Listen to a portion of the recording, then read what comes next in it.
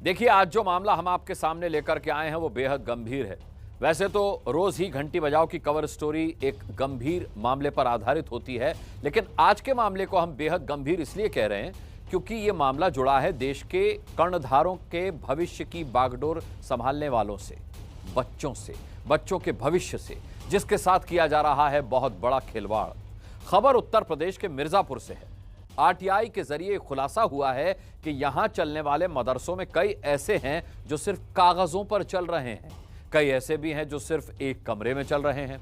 हैरानी की बात यह है कि कई सालों से इन मदरसों को सरकारी मदद भी मिल रही थी और यहां के शिक्षकों की तनख्वाह भी सरकार ही दे रही थी। सवाल यह है कि यह सब चल कैसे रहा था, किसके संरक्षण में चल रहा था ये फर्जीवाड़ा। आज घंटी बजाएंगे तालीम का धंधा करने वाले ऐसे ही धंधेबाजों की।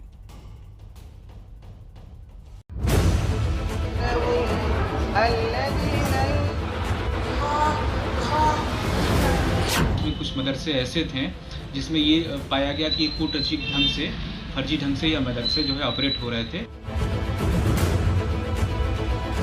सरकार के पैसे का और जनता के पैसे का बंदरबांट हुई है। हम उसकी वसूली भी करेंगे, उनको जेल भेजने का भी काम करेंगे, उसमें चाहे अधिकारी हों और चाहे प्रबंधन के लोग हों। ये योगी सरकार है, भ्रष्टाचार पे जीरो टॉलरेंस की नीति है।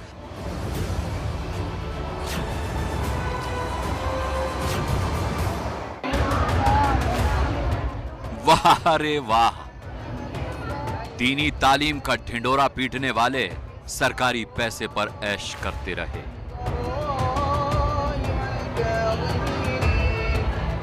बच्चों की तालीम के लिए आए पैसे से अपनी जेबें भरते रहे। कई सालों तक कागजों पर मदरसे चलते रहे और अफसर आंखें मूंद कर ये सब कुछ देखते रहे।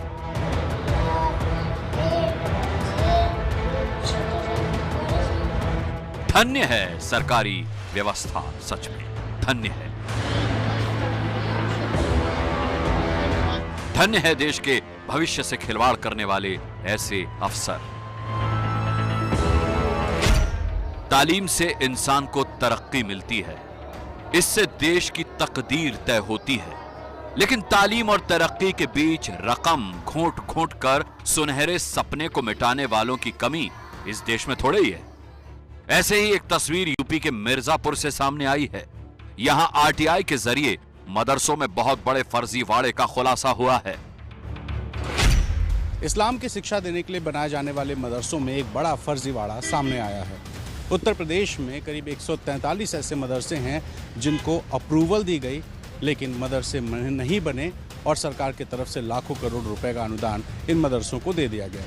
असल में उत्तर प्रदेश के मिर्ज़ापुर ज़िले के एक आरटीआई एक्टिविस्ट के आरटीआई के रिप्लाई में जब सरकार ने जवाब दिया तो पता चला कि साल 2009-10 में कई ऐसे मदरसे हैं जिनको सरकार की तरफ से अनुमति मिली और ये मदरसे कागज़ों में बने और 2017 तक इनको परमिशन भी दी गई, पेमेंट्स भी दी गई। मिर्जापुर पर कागजों पर चल रहे थे मदरसे।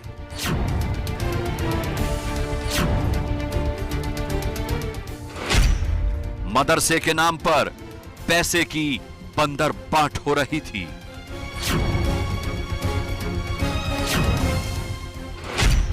अफसरों संचालकों की मिली भगत से चल रहा था खेल।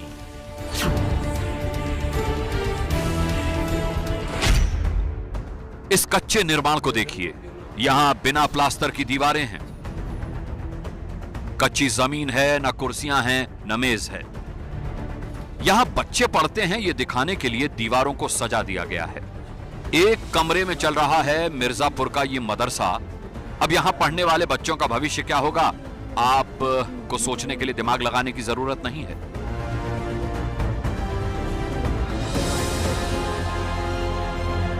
मिर्जापुर में ये इकलौता मदरसा ऐसा नहीं है जिसकी ये हालत है।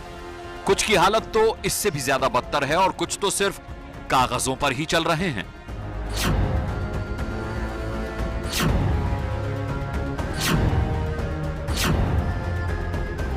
आरटीआई कार्यकर्ता इरशाद अली ने जब इसे लेकर आरटीआई डाली तो जिले के मदरसों के बड़े सिंडिकेट का खुलासा हुआ। कुछ मदरसे ऐसे थे जिसमें ये पाया गया कि कूटनीतिक ढंग से, फर्जी ढंग से यह मदरसे जो है ऑपरेट हो रहे थे और इस तथ्य का खुलासा होने के बाद मैंने शासन में माननीय मुख्यमंत्री जी से और माननीय राज्यपाल महोदया से इसकी उच्च स्तरीय जाँच कराने के लिए अनुरोध किए थे, और जिसके बाद शासन का आदेश हुआ है, SIT गठित हुई है, SIT जांच कर रही है। 51 करोड़ में है इसकी स्कैम की जो है वो घोटाले की राशि हो सकती है, और सरकार के द्वारा जो इस कम्युनिटी को जो है जो चीज़ें डिस्ट्रीब्यूट होनी चाहिए, जो होना चाहिए, वो वास्तविक हो नहीं रहा था। एक सिंडिकेट वर्क कर रही थी इस पर। मुझे लगता है कि इसमें बड़ा भ्रष्टाचार हुआ है। इरशाद अली पिछले 3.5 सालों से मदरसों में चल रहे इस भ्रष्टाचार के खिलाफ आवाज उठा रहे हैं। मिर्जापुर में 143 मदरसे चलते हैं, जिनमें से 14 सरकारी मानक पूरे नहीं करते। कुछ मदरसे दिखावे के लिए बने हैं तो कुछ सिर्फ कागज पर हैं। अब इस मामले की जांच SIT से कराने के आदेश जारी हो गए हैं। मिर्ज़ापुर ज़िले में जब हमारे संवाददाता ने पड़ताल शुरू की तो पाया कि साल 2009 से लेकर कई सालों तक जो मदरसे सिर्फ कागज़ों में थे, RTI का जवाब लगने और SIT की जांच होने के बाद उन मदरसों के नाम पे एक आध छोटे छोटे कमरे बना दिए गए, और ये दिखाने की कोशिश हुई कि जब SIT के सदस्य आएंगे तो उनको ज़मीन पर मदरसे दिखें। लेकिन एक कमरे के छोटे से कथित मदरसे में जो रजिस्टर्ड बच्चे हैं वो करीब 120 के आसपास हैं। तो जाहिर है कि इतने छोटे कमरे में 120 बच्चे कैसे बैठेंगे, इनका कोई अस्तित्व नहीं था। अब जरा इस लिस्ट पर गौर फरमाइए। मदरसा इस्लामिया तालीम, मदरसा रहमान रहीम, मदरसा रहमत नूर, मदरसा रहीमिया, मदरसा उस्मानिया इल्म। ये सिर्फ 5 नाम हैं, लेकिन 14 मदरसे ऐसे हैं जो अब SIT की जांच के रडार पर हैं। इनमें से कुछ तो साल 2009 से चल रहे थे। इनमें टीचर भी थे और कर्मचारी भी, जिनको सरकारी तनख्वाह मिलती थी। इस रकम को अगर जोड़ें तो ये करोड़ों में बैठती है। हालांकि 2017 में योगी सरकार के आने के बाद हुई जांच के बाद इन मदरसों के शिक्षकों की तनख्वाह रोक दी गई है। हालांकि इन शिक्षकों का मानना है कि मदरसों में पढ़ाई हो रही थी। कितने बच्चे पढ़ते, कितने के स्टाफ है यहाँ पे? सर 120 बच्चे हैं उस समय, जिस समय स्कूल चल रहा था। मानक के अनुरूप 3 कमरा की आवश्यकता थी, लेकिन 3 नहीं 2 है, एक टीन सेट है। अच्छा, ये बताइए क्या कहते हैं, आप लोगों को सैलरी मिलती है? जी सर 17 तक मिली थी, 17 में मिली थी, उसके बाद से नहीं मिली। 2017 से? हाँ, ये अब जनवरी में जाके 13-14 जनवरी को फिर एक बार वेतन लगा है। 2017 तक आया है? जी आया है, उसके बाद अब जाके लगा है। 3 आधुनिकीकरण शिक्षक हैं, 2 और प्राइवेट शिक्षक हैं, और हमारे स्कूल में कम से कम 72-73 बच्चे भी हैं। और 2010 से जब से मान्यता प्राप्त है मदरसा जमात निसा का, तब से ये स्कूल चल रहा है। और 2 बार विनोद कुमार जायसवाल जी भी आकर के देख करके, बच्चे देख करके और हमारे रजिस्टर पर साइन वगैरह करके मतलब जो है पेमेंट जारी किए, और बाद में कह रहे हैं कि फर्जी है। ये SIT जांच कर रही, क्या उसके वो गलत है कि आप लोग गलत हैं? नहीं, हम लोग तो प्रॉपर से काम कर रहे हैं। 2013 से हमारी नियुक्ति है, हम लोग तनख्वाह पा रहे हैं, बच्चे पढ़ा रहे हैं, सब कुछ कर रहे हैं। अब उनको लगता है कि कुछ गड़बड़ है तो उनको ठीक कराना चाहिए। गड़बड़ है तो या अपने एकल प्रणाली में अपनी संस्था को अपने अंडर में लेना चाहिए उनको। इससे टीचरों का क्या दोष? टीचर पठन पाठन के अलावा क्या जाने। जांच के घेरे में आए मदरसों पर कई आरोप हैं। एक आरोप यह भी है कि इन मदरसों में शिक्षकों की भर्ती भी पैसे लेकर की गई। नियम के मुताबिक अल्पसंख्यक वर्ग के शिक्षकों के बजाय बहुसंख्यक वर्ग के शिक्षकों की भर्ती की गई। देखिए, अल्पसंख्यक कल्याण में आते हैं मदरसे, खाली उसमें मुस्लिम्स के लिए धार्मिक पढ़ाई का होता है। अल्पसंख्यक की आप बात कर रहे हैं तो अल्पसंख्यक में तमाम और आते हैं, पंजाबीज आते हैं, जैनीज आते हैं, पारसी आते हैं, तमाम और से, तो इसलिए अल्पसंख्यक में आ सकते हैं, ऐसा नहीं है। लेकिन अगर नियम अनुसार आए हैं तो ठीक है, और अगर अनियमितता है तो कार्रवाई होगी, उसमें कोई बचेगा नहीं।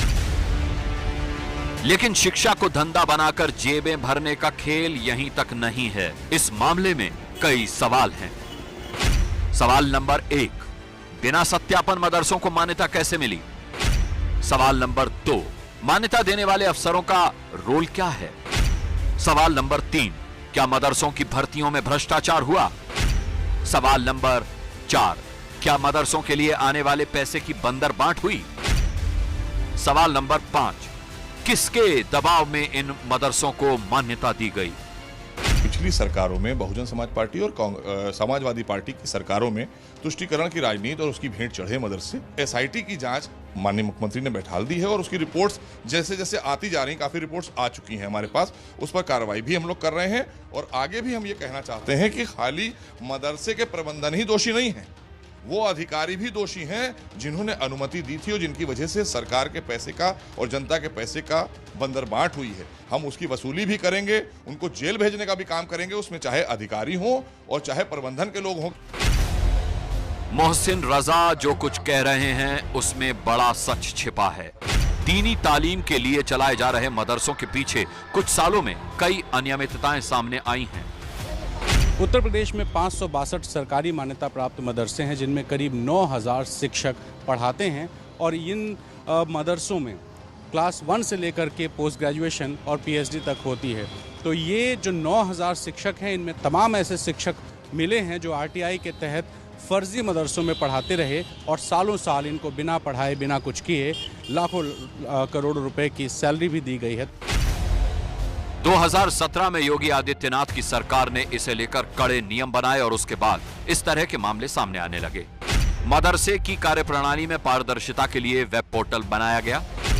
यूपी मदरसा बोर्ड के वेब पोर्टल पर मदरसों के प्रबंधन से जानकारी अपलोड करने को कहा गया। अंतिम तारीख बढ़ाए जाने के बाद भी तकरीबन 2300 मदरसों ने जानकारी अपलोड नहीं की। इन मदरसों को सरकार फर्जी मान रही है। इन सभी पर अब तक हर साल करीब 100 करोड़ रुपए खर्च किए जाते थे। जो लोगों ने अपने फेक डॉक्यूमेंट्स लगाकर नौकरी ले ली थी, शिक्षक बन गए थे या वहां पर अलग अलग विभाग में क्लर्क या उसकी नौकरियां हासिल की थी, जिसमें तमाम अनियमितताएं पाई जा रही हैं, उसकी रिपोर्ट भी हमारे पास आ रही है, बड़े पैमाने पर आ रही है और उसके साथ साथ हम लोग कार्रवाई करते चल रहे हैं। अब मिर्जापुर के फर्जी मदरसों के मामले का खुलासा हुआ है। एसआईटी जांच के डर से मदरसों के संचालक और उन अफसरों में हड़कंप मच गया है जो करोड़ों की रकम डकार गए हैं। सरकार अब इन्हें बख्शने के मूड में नहीं है। अब कार्रवाई से कोई बचने वाला नहीं। ये योगी सरकार है, भ्रष्टाचार पे जीरो टॉलरेंस की नीति है और जिन्होंने भी उस पैसे को लिया है या भ्रष्टाचार में शामिल रहे हैं, वसूली भी होगी और जेल भी जाएंगे। ये मैं आपसे कहना चाहता हूं। मदरसे इस्लामिक शिक्षा का केंद्र हैं। इनमें कुरान में कही गई बातों को पढ़ाया जाता है और इस्लाम कानूनों और इस्लाम से जुड़े दूसरे विषयों की पढ़ाई होती है। मदरसों में ज्यादातर अल्पसंख्यक वर्ग के गरीब बच्चे पढ़ते हैं। मदरसों में प्राइमरी से लेकर पोस्ट ग्रेजुएट तक की डिग्री दी जाती है। नए दौर में सरकार की कोशिश मदरसों को आधुनिक बनाने की है, जिससे धर्म की पढ़ाई के साथ साथ इनके भविष्य को भी संवारा जा सके। लेकिन इस तरह के फर्जी मदरसों ने पूरी व्यवस्था पर ही सवाल खड़े कर दिए हैं। सरकार शिक्षा की संस्थाओं को बिना भेदभाव पैसा इसीलिए देती है ताकि आने वाली पीढ़ी शिक्षित हो सके और तरक्की के रास्ते पर आगे बढ़े। लेकिन जिस तरह कागजों पर कई सालों तक फर्जी मदरसे चलते रहे, उसने न सिर्फ इस पूरे सिस्टम पर सवाल खड़े कर दिए हैं, बल्कि सवाल उन पर भी हैं जिनकी सरपरस्ती में ये गोरख धंधा फलता फूलता रहा। वक्त है तालीम के उन धंधेबाजों की घंटी बजाने का जिन्होंने अपनी जेबें भरने के लिए बच्चों के भविष्य के साथ खिलवाड़ किया। बच्चों की तालीम के साथ देश का भविष्य जुड़ा है और तालीम देने वाली संस्था ही अगर भ्रष्टाचार की बुनियाद पर खड़ी होगी तो इन बच्चों का भविष्य सुनहरा कैसे होगा। वजह है नेताओं को भी सता रही अपनी जान की चिंता। अभी से बंगाल में कई जगह से हिंसा और झड़प की खबरें आ रही हैं। ऐसे में बंगाल के नेता यूपी से बुलेट प्रूफ गाड़ियां मंगाने की कोशिशों में लगे हैं। आइए आज हम आपको दिखाते हैं कैसे गैर कानूनी, जी हां गैर कानूनी तरीके से बिना इजाजत माफिया और अपराधी बुलेट प्रूफ गाड़ियों से घूम रहे हैं। बात जब अपराध और अपराधियों की होती है तो बड़ी बड़ी गाड़ियों से चलने वाले काफिलों की तस्वीरें जहन में जरूर उभर आती हैं। दरअसल राजनीति में गाड़ियां कई बार लोगों की जरूरत नहीं बल्कि स्टेटस सिंबल बन जाया करती हैं। लेकिन जब बात अपराध करने वालों की हो तो कुछ ऐसा ही स्टेटस सिंबल मेंटेन करने के साथ अपराधी नियमों को नजरअंदाज करने की कोशिश करता दिखता है। गाड़ियां जब तक आम आदमी की जरूरत या शौक होती हैं तब तक तो ठीक, लेकिन जब अपराधियों की ढाल ये गाड़ियां बन जाएं तो बेहद खतरनाक हो जाता है। हम बात कर रहे हैं बुलेट प्रूफ गाड़ियों की। बुलेट प्रूफ गाड़ी की सुविधा देश में चुनिंदा लोगों को ही दी जाती है, लेकिन आजकल ऐसे लोगों की कोई कमी नहीं जो बिना अनुमति के बुलेट प्रूफ गाड़ियों में बेखौफ घूम रहे हैं। यूपी की राजधानी लखनऊ में हाल ही में हुए गैंगस्टर अजीत सिंह हत्याकांड में जो स्कॉर्पियो मौके से बरामद हुई वो बुलेट प्रूफ पाई गई। बुलेट प्रूफ यानी वो गाड़ी जिसको बंदूक की गोली भी भेद ना पाए। जैसे जिस गाड़ी में मैं मौजूद हूँ, इस गाड़ी को अगर बुलेट प्रूफ बनाया जाए तो ये गाड़ी कैसी होगी। आप ये समझिए, इस गाड़ी में ये जो शीशा है, जो आमतौर पे किसी भी गाड़ी में होता है, इस शीशे में कुछ स्पेशल किस्म का शीशा आता है जो कि इतना मजबूत होता है कि अगर कोई गोली भी चलाए तो वो गोली आकर शीशे में अटक जाती है या शीशा ज़्यादा से ज़्यादा चिरकता है। इसके अलावा ये जो गेट होता है, इस गेट में जो ये मेटल है, ये मेटल कई बार इतना मजबूत नहीं होता है कि AK-47 जैसी बंदूकों की गोली को झेल पाए, और इसीलिए इस मेटल के अंदर इस पोर्शन को खोलकर, जो पीछे का पोर्शन है, इसको खोला जाता है और इसको खोलने के बाद इसके अंदर सबसे पहले एक रबड़ की मोटी चादर लगाई जाती है और उसके पीछे एक लोहे का शीट लगाकर इसको कवर कर दिया जाता है। और यही वजह है कि बुलेट प्रूफ गाड़ियों का जो शीशा है वो नहीं खुल पाता है। राष्ट्रपति, प्रधानमंत्री और कई विशिष्ट लोगों के जीवन में खतरे को देखते हुए गाड़ियों में ऐसी सुरक्षा व्यवस्था की जाती है ताकि अगर कभी ऐसे VVIP लोगों पर गोलियों से हमला भी हो जाए तो भी उन्हें कोई नुकसान न हो। इस प्रतीकात्मक वीडियो से समझिए, देखिए, बुलेट प्रूफ कार के शीशे पर बाहर से 1, 2, 3 गोलियां दागी जा रही हैं, लेकिन कोई भी गोली शीशे को भेद नहीं पा रही, बल्कि वो टकराकर वापस लौट जा रही है। लेकिन इस खास तरह के शीशे में जब गोली कार के अंदर से चलाई जाती है तो ये शीशे को भेद कर निकल जाती है। दरअसल खास तरह के शीशे पर बाहर की ओर से ये विशेष कोटिंग कर दी जाती है जिससे बाहर से कोई कार में बैठे शख्स को निशाना नहीं बना पाता, लेकिन कार में बैठा सुरक्षा कर्मी बिना शीशा खोले ही हमलावर को निशाना बना सकता है। चुनावी माहौल शुरू होते ही नेताओं को अपनी जान का डर भी सताने लगता है। ऐसे में नेताओं की तरफ से बुलेट प्रूफ गाड़ी की डिमांड भी सामने आती है। शायद इसीलिए अब बुलेट प्रूफ गाड़ी होना भी नेताओं के लिए जरूरी हो गया है। यूपी के मेरठ में कनाडा की बुलेट प्रूफ गाड़ी बनाने की कंपनी के डीलर विकास सांगवान बताते हैं कि वो पहले ये देखते हैं कि गाड़ी की डिमांड करने वाले के पास सरकारी अनुमति है या नहीं। इससे ये साबित हो कि वाकई में उसकी जान को खतरा है। ये सभी के लिए तो नहीं है, ये खाली कॉर्पोरेट हाउसेस जो होते हैं उनके लिए, एम्बेसीज के लिए और पॉलिटिशियंस के लिए जो भी YZ सुरक्षा के अंडर आते हैं, तो उसके लिए एक पूरा परफॉर्मा सिस्टम होता है। फिलहाल बंगाल में चुनाव है और वहां अभी से हिंसा का दौर चल रहा है, इसीलिए वहां के राजनीतिक लोग भी विकास से बुलेट प्रूफ गाड़ी के लिए संपर्क कर रहे हैं। हालांकि उनकी ये कंपनी ज्यादातर सरकारी अधिकारियों के लिए काम करती है जो खतरनाक जगह काम करते हैं। साल में लगभग आधा दर्जन गाड़ियों को वो बुलेट प्रूफ बनाते हैं, जिनमें एक गाड़ी को बुलेट प्रूफ बनाने की लागत 18 लाख तक आ जाती है। इसमें वो गाड़ी के ग्लास और उसके डोर, छत और फर्श को बुलेट प्रूफ बनाते हैं, जिसके चलते गाड़ी बुलेट प्रूफ के साथ साथ ब्लास्ट प्रूफ भी हो जाती है। काफ़ी पॉलिटिशियंस ये सब रहते हैं, रिक्वायरमेंट आती है, पर जो हमारे नॉर्म्स हैं तो उसके अंडर एज पर एज YZ सुरक्षा के अंडर जो आते हैं उन्हीं के ही कर पाते हैं। लेकिन इस सुविधा का नाजायज फायदा उठा रहे हैं माफिया, अपराधी और कुछ राजनेता जो बिना इजाजत ही बुलेट प्रूफ गाड़ियों में घूम रहे हैं। देखने में आया है कि वो गाड़ियों में इस तरह के जुगाड़ भी कर रहे हैं जिससे आसानी से हमले से बच सकें। कई बार अपराधी क्या करते हैं कि शीशा जो होता है ये सामान्य होता है, लेकिन अंदर लोहे की एक चादर लगाते हैं और जब भी उनके ऊपर हमले जैसी स्थिति होती है तो वो तुरंत, गाड़ी में एक बटन स्पेशल लगा होता है जो इस जगह पर होता है और यहाँ पर लगे बटन को जैसे वो दबाते हैं ये सीट बिल्कुल यूँ गिर जाती है और यूँ गिरने की वजह से जो बैठा हुआ गाड़ी के अंदर अपराधी है वो अपराधी कुछ हद तक सुरक्षित हो जाता है। गाड़ियों के रजिस्ट्रेशन का काम करने वाले परिवहन विभाग का कहना है कि उसके पास मोटर व्हीकल एक्ट में इसे रोकने को लेकर अलग से कोई कानून नहीं है, इसीलिए ये देखना पुलिस का काम है। अगर इसका यूज कुछ इस तरह से अनधिकृत लोग कर रहे हैं तो उसके विरुद्ध जो है पुलिस विभाग कार्रवाई करती है। पुलिस विभाग से जुड़े लोग भी मानते हैं कि पुलिस इन बुलेट प्रूफ बनाने वाली फैक्ट्रियों पर लगाम लगाए तो पता कर पाना बहुत मुश्किल नहीं है कि कितने लोगों के पास बुलेट प्रूफ गाड़ियां हैं। फैक्ट्री के खिलाफ कार्रवाई होनी चाहिए। मेरठ में है एक फैक्ट्री जो कि बुलेट प्रूफिंग करती है कि भाई आपने बिना अनुमति के स्टेट गवर्नमेंट की ऐसी फैक्ट्रीज़ को सील कर दिया जाए, उनके खिलाफ सख्त कार्रवाई हो, ये सब रुक जाएगा। क्योंकि सामान्य मैकेनिक ये सब नहीं कर सकता है बुलेट प्रूफिंग, वो तो बाकायदा फैक्ट्रीज़ में जाती हैं और पूरा उसमें तब्दीली की जाती है।